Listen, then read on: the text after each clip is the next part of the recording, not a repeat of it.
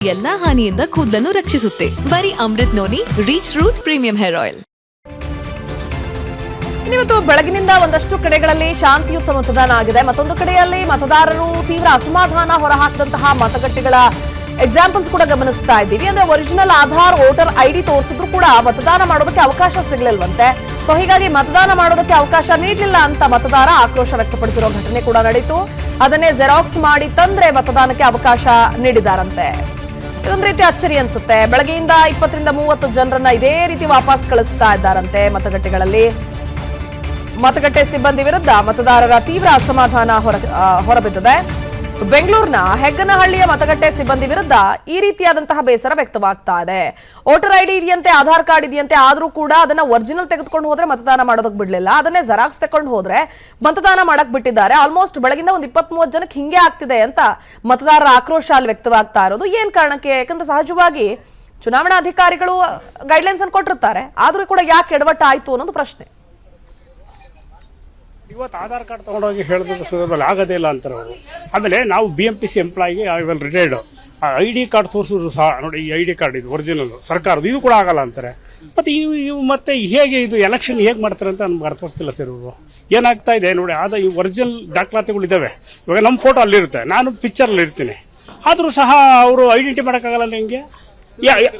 ಹಾಂ, ಚುನಾವಣಾಧಿಕಾರಿ ರಮೇಶ್ ಅಂತ ಹೇಳಿದೆ. ನಾನು ಹೇಳಿದೆ ಇವಾಗ ಚುನಾವಣಾಧಿಕಾರಿಗೆ ನಿಮ್ಮ ಮೇಲೆ ಕಂಪ್ಲೇಂಟ್ ಮಾಡ್ತೀನಿ ಅಂತ ಹೇಳಿದೆ. ನಾನು ನಿಮ್ಮದು ಇದು ಡಿಸಿಗ್ನೇಷನ್ಸು ನಿಮ್ಮ ಹೆಸರು ಕೊಡಿ ಅಂತ ಹೇಳಿದ್ದೀನಿ ಅವ್ರಿಗೆ.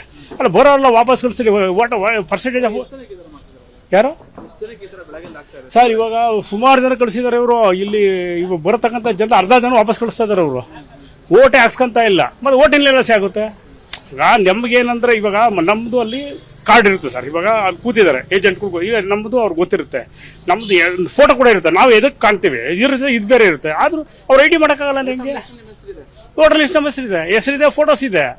ಫೋಟೋ ಇದು ಅಲ್ಲೂ ID ಇದೆ, ಇದು ID ಇದೆ. ID ಸೇಮ್ ID ಅಲ್ವಾ? ಹಾಂ, ಎಲ್ಲ ನೋಡ್ಬೋದು.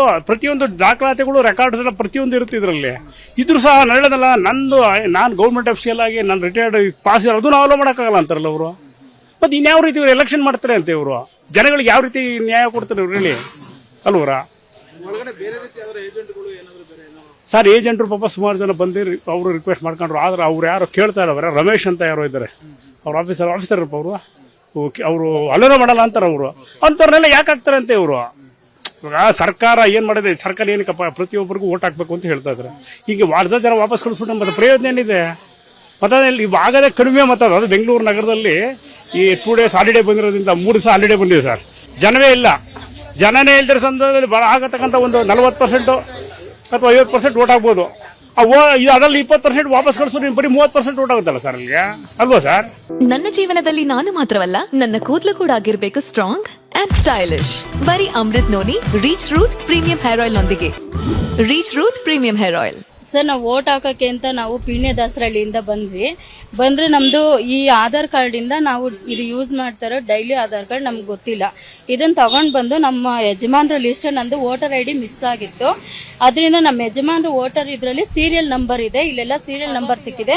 ಅದನ್ನು ಬರ್ಸ್ಕೊಂಡು ನಾನು ವೋಟ್ ಹಾಕೋಕ್ಕೋಸ್ಕರ ಅಂತ ಹೋದ್ರೆ ಕೆಲವು ಜನಗಳನ್ನ ನಿಲ್ಲಿಸಿದ್ರು ಅವರು.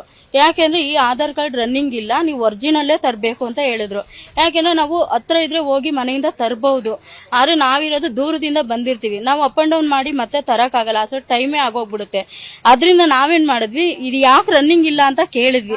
ಅದಕ್ಕೆ ಅವರು ಕೇರ್ಲೆಸ್ ಆಗಿ ಒರಿಜಿನಲ್ ತನ್ನಿ, ಒರಿಜಿನಲ್ ತಂದ್ರೆ ವೋಟ್ ಹಾಕಿ, ಇಲ್ಲಾಂದ್ರೆ ಹೋಗಿ ಅಂತ ಕೇರ್ಲೆಸ್ ಆಗಿ ಮಾತಾಡಿದ್ರು. ಅದಕ್ಕೆ ಕೇಳಿದ್ರು, ಏನ್ ಅಲ್ಲಿ ನಿಂತ್ಕೊಳ್ಳೋಕೆ ಬಿಡ್ತಾ ಇರ್ಲಿಲ್ಲ.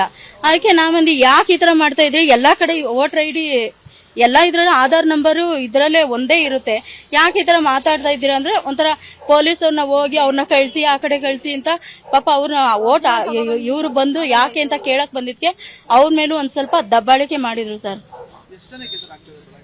ಬೆಳಗ್ಗೆಯಿಂದ ನಾನ್ ಕಂಡಂಗೆ ಒಂದು 5-6 ಜನಕ್ಕೆ ಹಂಗಾಗಿದೆ ಸರ್.